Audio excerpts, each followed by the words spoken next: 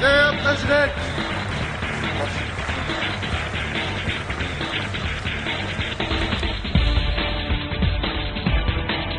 Monsieur le Président Nicolas Sarkozy, bienvenue au Parlement européen.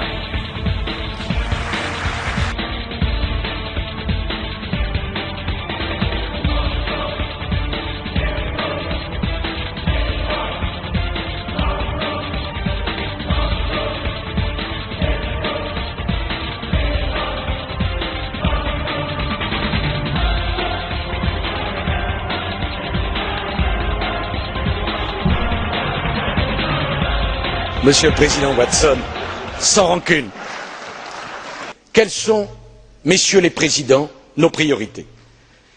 La première, c'est de montrer aux Européens que l'Europe peut les protéger. Et je voudrais dire un mot de ce vocabulaire, la protection. Mais depuis la plus haute antiquité, si les hommes se sont dotés d'une puissance publique, c'est parce que cette puissance publique se devait de les protéger. Monsieur le Président du Parlement européen, l'Europe doit protéger sans être protectionniste. Mr Sarkozy, you're a very good orator, but I'm not so sure you're that good a listener. This presidency programme that you've unveiled this morning shows that you want a European Union that controls literally every single aspect of our lives, everything from a common immigration policy through to how we run our hospitals and our football clubs. I also took it from your comments that you want us to be very isolated from the rest of the world, that if people haven't got the same standards as us, we're not going to trade with them. But worst of all, it's the sheer arrogance of saying that you know best when it comes to the European project. Moi-même, en tant que président de la République française, j'ai dû prendre mes responsabilités. La France a voté non en 2005. J'ai dit avant les élections que je n'organiserai pas de référendum en France.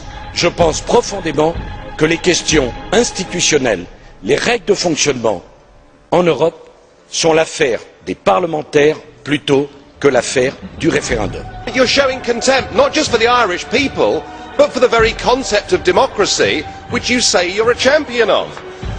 You said the Polish President must keep his word, that he must ratify the treaty because that was his agreement. Well, the Irish people have spoken. Will you respect the Irish vote? Will you keep your side of that bargain which says this treaty is dead?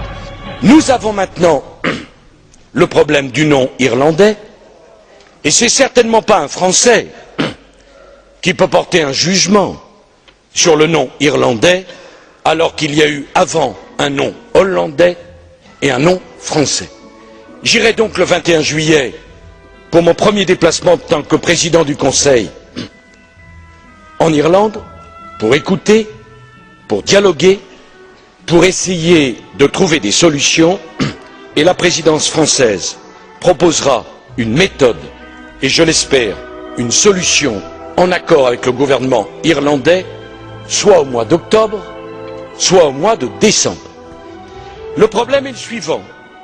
Il nous faut à la fois ne pas brusquer nos amis irlandais et en même temps savoir dans quelles conditions, avec quels traités nous allons organiser les élections européennes de 2009.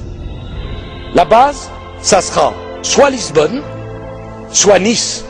Il n'y aura pas de nouvelles conférences institutionnelles. Il n'y aura pas de nouveaux traités. C'est soit Lisbonne, soit Nice. J'ajoute, pour être parfaitement clair, c'est mon opinion. C'est pas pour ça que c'est la vérité. I don't think you get it, do you? The peoples of Europe do not want deeper political integration. That's why in France they said no, and in Holland they said no, and in Ireland they said no, and if we had a vote in Britain, an overwhelming majority of us would have said no. What price democracy, Mr Sarkozy? You're going to Dublin on the 21st of July. Please do not try to do with them as you did in France and try and bypass a second referendum, try and get them to change the rules and to ratify this treaty through the back door. That would be showing utter contempt for democracy. Please don't do it.